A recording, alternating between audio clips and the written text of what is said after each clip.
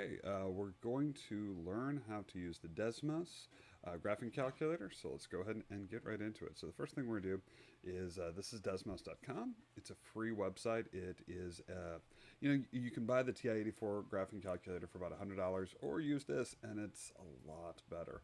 So first of all, let's start with this. Let's just type in a basic equation. I'm just going to make something up. Y is equal to 2x plus 3. So if we look at this, let's see what information we're being told. First of all, you can see the red line associated with it, and let's kind of go through some of how DESMOS works. This is the red line.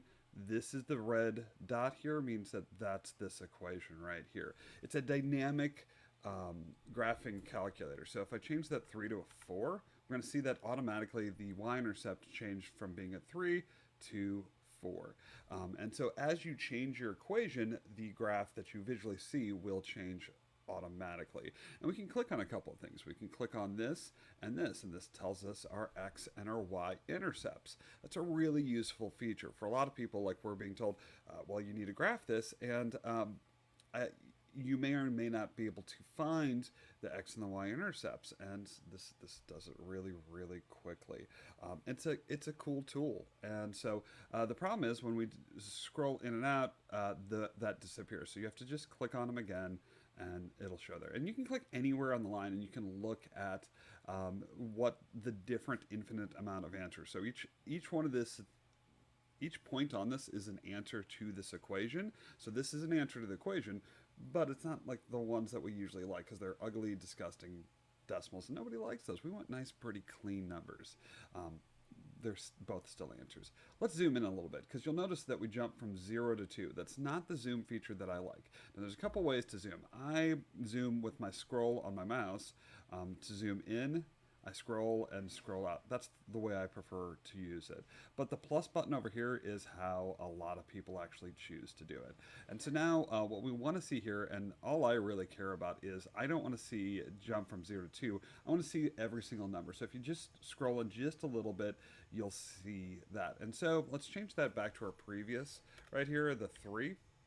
And now we can see that this crossed at 3. Before we couldn't see that. Well, what's going on now? Let's take a look at this one. Our y-intercept changed, and a lot of people cannot. If we were to use this in a math program like My Math Lab or something, this would not be a correct answer because we need to whole numbers. Well, how do I find a whole number on Desmos? Well, the first thing, we've got 1. I need one more to be able to graph because a line exists between 2 points. So I've got 1. This has got a decimal. It's not going to work. So let's go ahead and hard code that. To hard code a point, you just type in the point. So parentheses 0, comma 3, and then I push the label button. And then that's going to automatically label. Now I need to find a second point because this decimal isn't going to work. Since I'm zoomed in and I can see all the numbers right here, I can look, and what I'm looking for is a lattice point where this line crosses perfectly. And we can see one right here. This is a lattice point.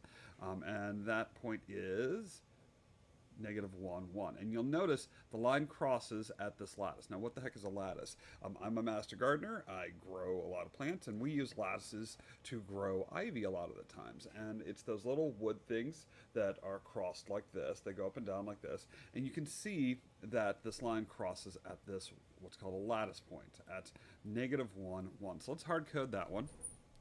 And, going back to our geometry, all we need is 2 points. We're good. We're ready to go. We can graph this line. But I want to talk about something. Like, a graph has an infinite amount of points. So are there other points that I could use? Well, sure. If we keep looking at this one, there's another lattice point right here, -2, 1. So let's go ahead and use that one. -2, comma 1. And that is another great one. We can -2, -1. There you go. There it is. Let's go back to that. Sure, I made that mistake totally on purpose. Notice that purple dot is not on our line. That purple dot's telling me, hey, this answer is not, this is not an answer to my equation right here. So if we throw in a negative right there, we see that that dot is now on my line, and that is an actual answer to the equation. So that actually works. There's an infinite amount. We can find another one here at -3, -3, and that works out just as well. So let's get rid of some of this stuff. Let's get rid of these points. To get rid of them, you just close them. And notice like the purple dot is the purple dot, and the other dots were associated with that. One of the things that Desmos is really cool with is when we have to find the place where two equations cross. And so we can see y is equal to, let's say, negative 3x plus 7. All right. And, okay, well, I kind of can see it. So what do I need to do? I can either click on the screen and move it up and down. I can do whatever. But look at my answer right here. My answer is the cross between those two. Let's see if I can find, maybe go plus 5. There you go. We can see all it is. It's where, this is the answer. This is where the two lines cross. So if I need to find where two lines cross, perfect, great. There it is. This also will show parallel lines.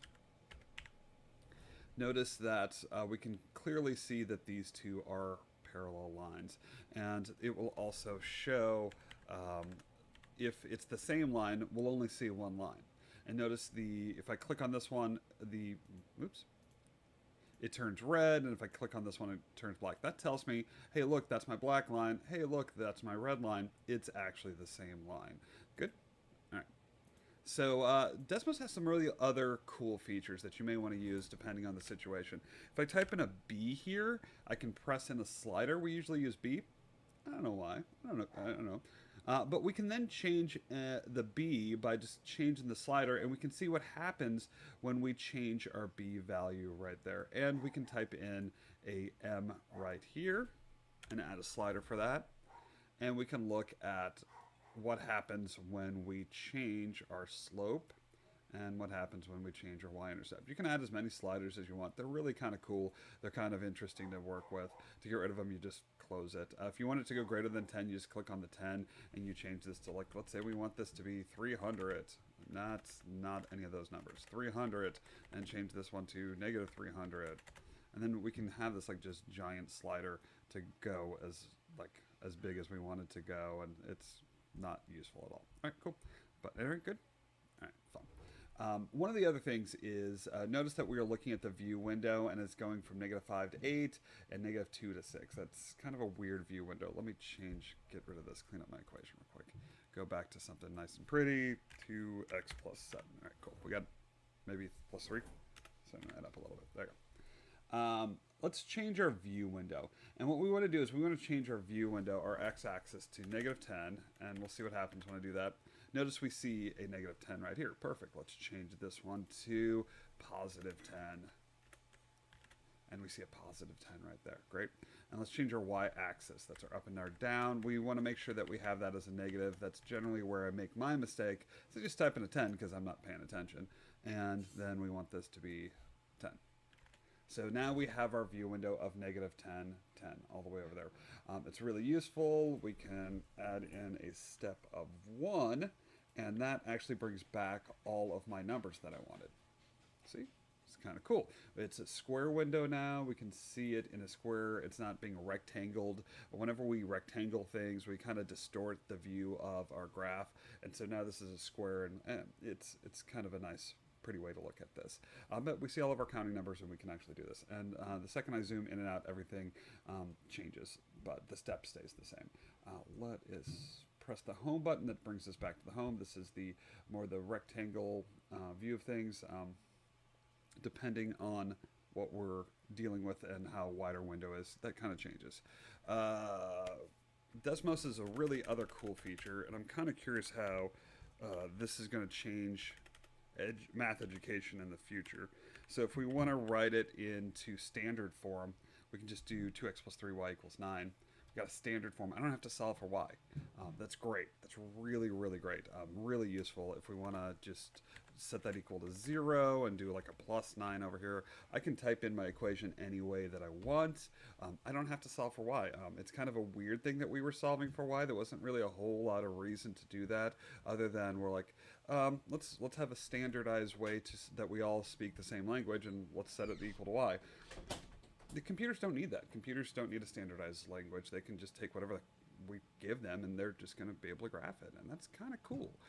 Anyway, that's kind of a quick review of the basics of Desmos. That should give you everything you need to get started. Right where I'm ghosting over is like all of the things that if you want to do an x squared, if you want some functions, so sine, cosine, and tangent are all in here. I believe absolute value is somewhere in here too. Is it there? Where was absolute? Oh, square root to an n power. Where is absolute? Absolute value somewhere. It's probably like right in front of me, and I've already shown it, and somebody's yelling at the screen.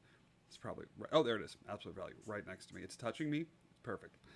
So anyway, you got all of your useful features in this little calculator button. Again, this isn't that I'm using a PC right now. It's not that different on a cell phone, and honestly, I don't know when you're watching this, and this does update every once in a while and does get some really cool new features.